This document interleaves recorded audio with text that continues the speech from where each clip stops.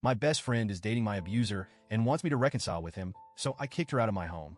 I have no family. Not in the sense that people typically understand family to be, anyway. I have people who share my blood, who carry the same surname, but they never really understood me. Growing up, I was always the outsider. Quiet, observant, the too sensitive, one who never quite fit into the sharp-edged mold that my parents and siblings seemed to have been carved from. I learned early on that silence and solitude were my greatest allies, that keeping my emotions under lock and key was the safest path. Until I met Tammy. Tammy was the first person to see me, really see me. We met in the 7th grade when she transferred to my middle school. She had this bright, infectious energy that could light up a room, something I admired but could never quite replicate. She was everything I wasn't. Loud, confident, unabashedly herself. And for reasons I still don't fully understand, she liked me. She gravitated toward me, dragging me along in her whirlwind of life and laughter until, without realizing it, I found myself laughing along too. With Tammy, I felt safe. For the first time in my life, I had someone who didn't judge me for being quiet or sensitive.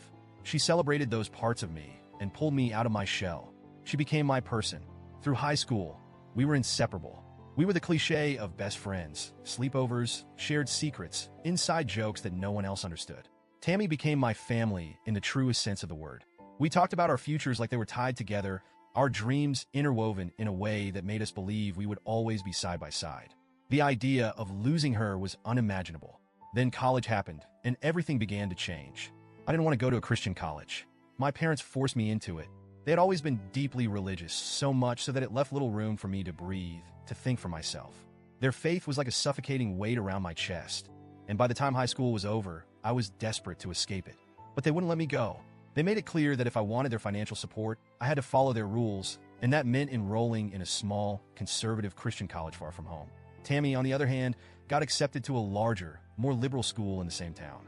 It wasn't ideal, but at least we'd be close. For the first 2 years of college, Tammy and I were roommates.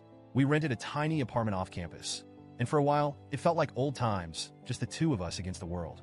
But college has a way of changing people. Tammy embraced the new experiences with open arms, joining clubs, making friends, and exploring her independence. I, on the other hand, struggled. My college was suffocatingly strict, and the students there were so deeply entrenched in their beliefs that I felt like an outsider.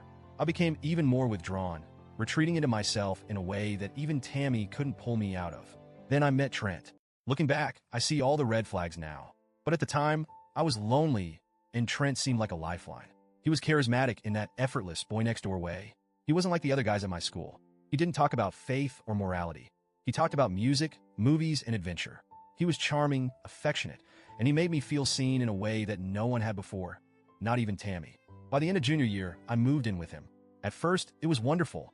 He showered me with attention and affection, always telling me how lucky he was to have found me. For a girl who had spent her whole life feeling invisible, that kind of attention was intoxicating. But slowly things started to shift. His compliments became backhanded, his affection laced with criticism. He would tell me I was beautiful, but only if I dressed a certain way, if I lost a little weight, if I acted a little less shy. He would compare me to other girls, hinting that if I didn't change, he might have to find someone who could meet his needs. It wasn't until senior year that the physical stuff started. It was subtle at first. He'd push me out of the way if I was standing in his path, or grab my arm a little too tightly during an argument. Then the slaps came, always during fights, always followed by apologies. He'd tell me I was being too emotional, that I was overreacting, that I needed to toughen up. And I believed him. I believed him because my self-esteem had been ground down to nothing, and I had no one to turn to.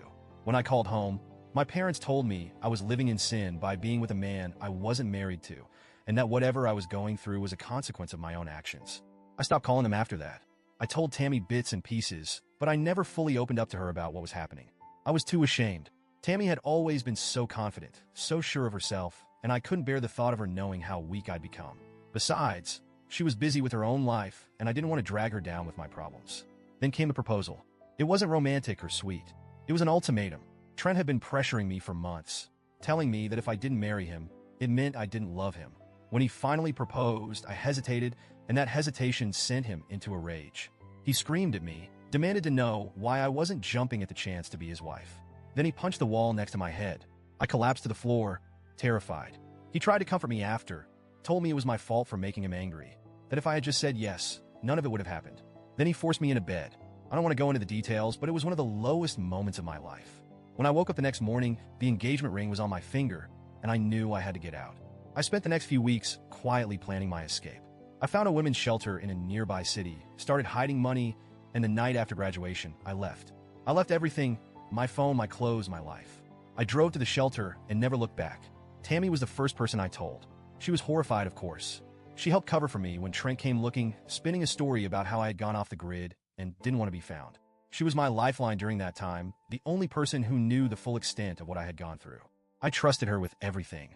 That was years ago. I'm 36 now. Tammy is too. I've spent the years rebuilding my life, slowly piecing myself back together. I moved to Texas, far from the college town where everything fell apart. I have a steady job, a quiet life. I'm not close with my family anymore, but that's okay. I've learned to live with the loneliness. Tammy, on the other hand, found success. She got a job overseas 2 years ago and moved to London. We stayed in touch, video calls, text messages, but it wasn't the same. I missed her deeply, but I was happy for her. She was living the life we had always dreamed of. A few weeks ago, Tammy asked if she could visit me in Texas. She said she missed me, that she wanted to catch up. I was thrilled. I hadn't seen her in person for years, and the idea of spending a few days with her sounded like exactly what I needed. When she arrived, I noticed right away that something was off. She was quieter than usual, distracted. At first, I chalked it up to jet lag, but as the days passed, I started to sense that there was something more. She wasn't her usual bubbly self, and I couldn't shake the feeling that she was hiding something. Then, one night after we'd gone out for drinks, Tammy broke down. She told me she had something to confess. I braced myself, thinking maybe she was in trouble, or that she was going through something difficult. But nothing could have prepared me for what she said. She's dating Trent. She told me it started about a year ago. They ran into each other back in our old college town, and he had changed.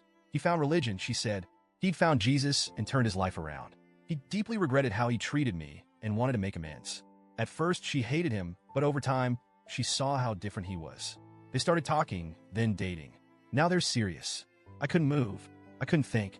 The words were hitting me like punches to the chest, one after another, but I was too stunned to feel anything. My mind went blank, my body frozen. I didn't even have it in me to get angry.